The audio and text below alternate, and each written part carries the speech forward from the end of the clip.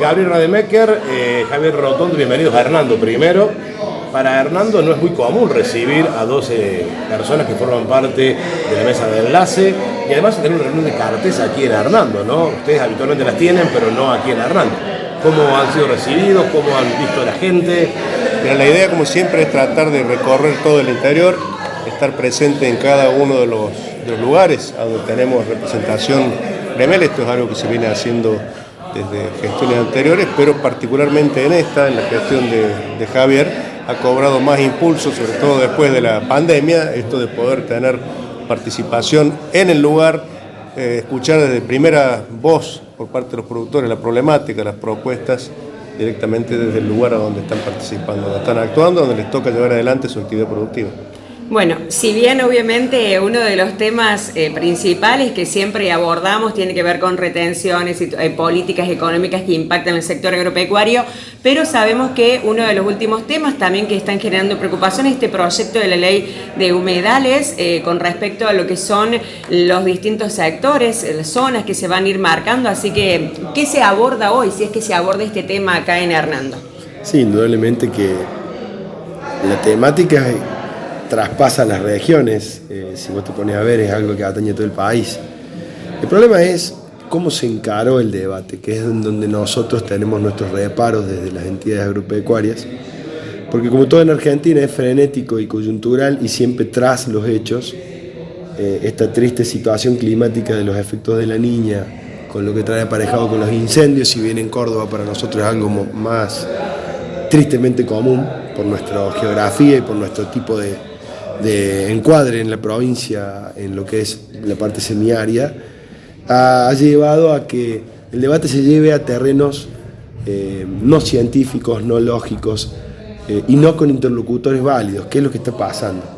Nadie puede desconocer que la situación de los incendios, sobre todo en las islas, en donde más impacto mediático han tenido, o lo que pasó en Corrientes el año pasado, debe hacer replantear el concepto de humedal. Pero para eso hay muchos trabajos, hay muchas leyes ya sancionadas y no tiene absolutamente nada que ver, y esa es nuestra posición, la cuestión del debate de una ley de humedales con los incendios. No debe ser la misma temática. Claro. El humedal es una definición mucho más amplia. Acá lo que nosotros vemos que enmascarado en algo que preocupa, que genera muchísimo temor en la sociedad, que es la cuestión de los incendios, un malestar, lo que pasó en Rosario es una muestra clara, no tiene absolutamente nada que ver con un debate que vemos peligrosamente planteado con el tema humedales y qué es un humedal y a qué región se circunscribe, porque acá lo que realmente se está poniendo en telejuicio y lamentablemente en Argentina es moneda corriente, es la propiedad privada y el uso del suelo. Claro, ¿cómo afectaría esto de la ley de humedales, no es cierto? Porque dicen qué tipos de trabajos se podrían hacer o qué tipos de trabajos no se podrían hacer, qué espacios quedarían resguardados, ¿no es cierto? Porque para poder conservar la cuestión natural, que es eso lo que se está poniendo, digamos, en agenda y en la parte pública. Mirá, ¿Cómo se vería afectado el sector productivo en este caso? El gran problema es cuando al debate lo ganan la militancia, lo gana la ideología, lo gana el bombo y la participación callejera, y no se produce un debate académico, un debate realmente con conocimiento, con ciencia. Entonces allí ocurren definiciones que a lo mejor alimentan el ego de los participantes, pero no terminan siendo reflejo real de lo que ocurre en el territorio. Si esta discusión termina favoreciendo la propuesta del oficialismo, nosotros estaríamos en este momento sentados sobre un humedal y por ende, imagínense toda la cuenca del Carcarañá, particularmente la región esta de Hernando, estaría imposibilitada de seguir produciendo. Imaginen lo que significaría para la economía, para la población de toda esta región el verse afectado de esta manera, sin descuidar el hecho de que es prioritario para nosotros, como viene siendo, el cuidado de los recursos naturales. No se puede pensar en una producción que no cuide los recursos suelos, recursos ambiente, el ambiente en general. Pero de allí a llevarlo a un extremismo ambientalista que tiene otro objetivo muy diferente, no confesado, más allá del cuidado del medio ambiente, sino que es el avance sobre la propiedad privada, bueno, hay una distancia gigantesca. Y ese es el debate que nosotros tenemos que frenar para que no triunfe la ideología sobre el verdadero objetivo que tenemos, que es la producción y el cuidado del medio ambiente. Hoy es el último día del dólar soja, en calendario, en realidad, para haber aprovechado el dólar soja. Hace rato que fue el último día. El tema es, fue un parche. 3 de la tarde. Claro, fue un parche, en definitiva. El gobierno logró su objetivo, pero sigue siendo un parche, sin una medida de fondo. ¿Cuál va a ser la reacción del productor y de las entidades del campo? ¿Qué preparan, digamos, para decirle al gobierno después de esto? Mira, esto aparte de haber sido un parche, ha sido un excelente negocio para el gobierno y para los exportadores. Los productores y la región del interior del país hemos transferido a un grupo muy reducido de empresas exportadoras $400 millones que se han ido del interior y han quedado en manos de estas empresas, producto de un negociado que hubo para facilitar justamente ese adelantamiento de ingresos de divisas que necesitaba el gobierno y que se hizo muy eficientemente. Lo que nosotros venimos reclamando desde hace muchísimo tiempo es la eliminación de derechos de exportación, que es la madre de todos estos problemas, la unificación del tipo de cambio, el sinceramiento de las variables económicas, la eliminación progresiva del déficit fiscal hasta lograr el superávit fiscal, es decir, un ordenamiento de la economía. Todo lo demás son nada más que estos parches espasmódicos que terminan trasladando de una manera u otra beneficios de un eslabón a otro de las cadenas agroindustriales. Pero aparte hay una cuestión de un concepto efímero que el gobierno tiene como norma brindar buenas noticias de corto plazo. La soja que se comercializó y que en teoría engrosó las escuálidas reservas del Banco Central en 6.000 millones, todos sabemos que es la teoría de la manta corta, que es pan para hoy, hambre para mañana. Esto es rueda comercial que va a faltar a fin de año, por lo tanto es absolutamente coyuntural. Y en lo que bien dijo Gabriel, la capacidad teórica de pago hizo un pingo de negocio para los eslabones de la cadena, que fueron los cuando el superministro Massa anunció la medida, estaban sentados y que garantizaron $1.000 millones en la primera semana, que así fue. ¿Y 5.000 en total? 6.000. 6.000. Eran los que estaban sentados ahí adelante. Actores importantes de la exportación argentina, y nosotros muchos los conocemos porque están en nuestra zona de influencia. Entonces, en definitiva, coyuntura pura, medir fondos sin atacar, cuestión de fondos sin atacar. ¿Qué va a pasar a fin de año cuando este efímero espejismo del engrosamiento de reserva no alcance? Como digo yo, van a hacer un hot sale de maíz, $1 maíz, $1 trigo, 30% menos de la expectativa de producción por el efecto de la niña. Perdón que sea tan gráfico, ¿de qué se van a disfrazar? Vendieron como que era el gran beneficio del producto. Seguramente, en breve, vamos a tener otros de este tipo de anuncios cosméticos de maquillaje. Pero la cuestión de fondo es lo que acaba de decir Gabriel. Y eso en Argentina, que trasciende el sector agropecuario, parece ser que nadie habla.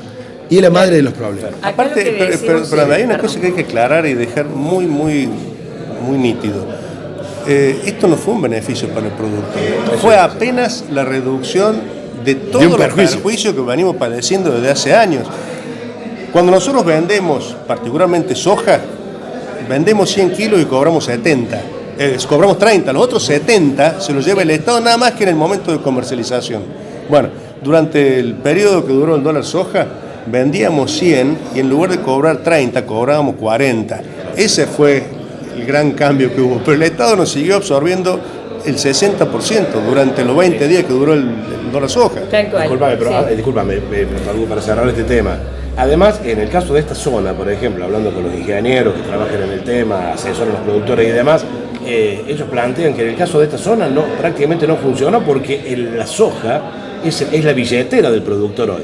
Por eso, en definitiva, no fue una medida que sirviera para que el productor pudiera sentirse cómodo, sino para buscar el dinero que el Estado necesitaba. Sirvió a su vez para que las empresas que habían comprado, sabiendo que iba a venir esta medida, habían comprado soja con $1 de 140, poder liquidarlo con $1 de 200. Y hay otro gran perjuicio. Ese negocio que benefició mucho a los eslabones y muy poco al productor, El gobierno lo tiene que financiar con emisión. O sea, por eso la teoría de la manta corta.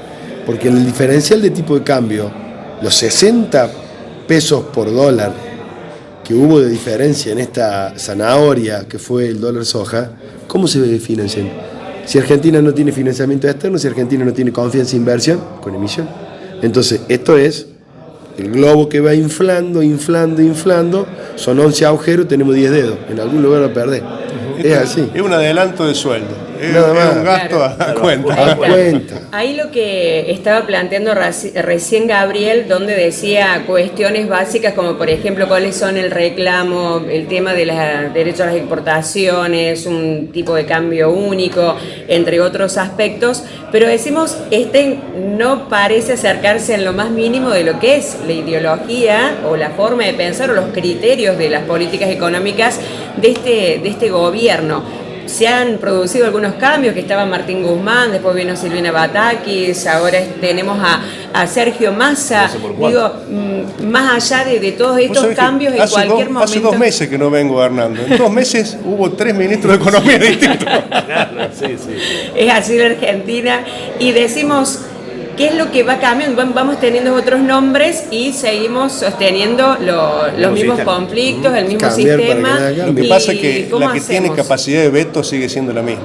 Claro. Y quien viene marcando las líneas del gobierno sigue siendo el mismo Instituto Patria. Acaba hace un par de días de decir que toda esta situación de tensión lamentable que se vive en Argentina. Argentina es el país de la república declamativa en los papeles, pero no en los hechos.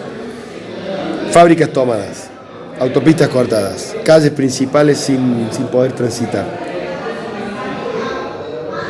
Y quien tiene el botón rojo diciendo que gran parte del problema que tenemos es porque hay abusos de posición dominante de los formadores de precios de los alimentos. Siguen con la misma receta, por lo tanto, todo lo bueno. Y después sale ahora el viceministro, que es el ministro técnico en ciernes, que es Rubinstein, sale a contradecirla, a decir, en toda ese berenjenal de cosas, quien sigue preponderando en la política es quien no tiene la más mínima, ni el más mínimo atisbo de querer cambiar la situación del país.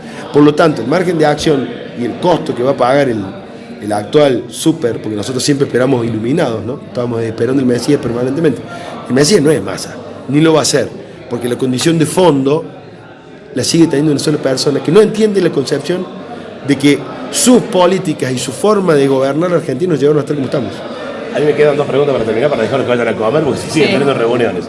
El sistema de Macri tampoco funcionó, oportunamente no funcionó. El sistema del kirchnerismo, ya lo vimos, no funcionó. ¿Por dónde pasa para ustedes como dirigentes del campo una solución? Ojo que el sistema de Macri también fue, en el fondo, un sistema kirchnerista, ¿no? Un sistema de intentar reducir en un principio el déficit fiscal, pero cuando vieron que llegaban las elecciones y corrían riesgo, volvieron a las políticas populistas. Así es. Ahí tuvimos un vicio. Bueno, se piensa en las próximas elecciones, pero ¿quién piensa en los próximos 20 años? Coincido con lo que dice Gabriel y le sumo, no hay duda. Yo soy veterinario, Gabriel ingeniero agrónomo, economistas no somos, uno trata de nutrirse siempre de experiencias y de quienes puedan. Esto de la economía es una ciencia social, no es 2 más 2, 4, entonces tenés heterodoxo, ortodoxo. Pero basta con ver los resultados del mundo. Y siempre nos están poniendo como ejemplos en estos días o en estos meses, cada vez que Argentina tiene una crisis, Israel, Croacia, Grecia. Explíquenme si se salió con otra forma que nos es ajustando y sufriendo. A ver, quiero ser gráfico. Educando y produciendo. Y educando.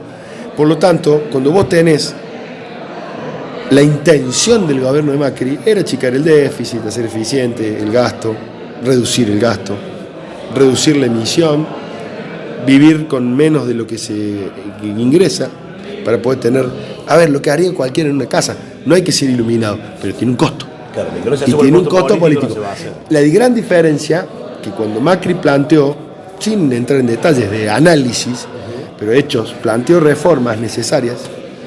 Acá en Argentina todos por lo bajo hablamos de que necesitamos una reforma laboral, una reforma previsional, una reforma tributaria, pero por lo alto nadie se anima a plantearlo porque es políticamente incorrecto. Le llovieron 17 toneladas de piedra en la plaza. Pero ¿cuál es el problema? El ajuste lo va a hacer quien tenga la calle, quien no tenga la calle lo va a tener que hacer, porque si no se lo va a llevar puesto, tal cual. Entonces, la gran diferencia es, para no bañarse del populismo que Gabriel decía, que todos tienen, porque nadie quiere bajar el statu quo en Argentina, es un acuerdo, un pacto social real, porque sabemos que nadie la va a pasar bien, porque todos queremos el ajuste, pero nadie quiere sufrir el ajuste.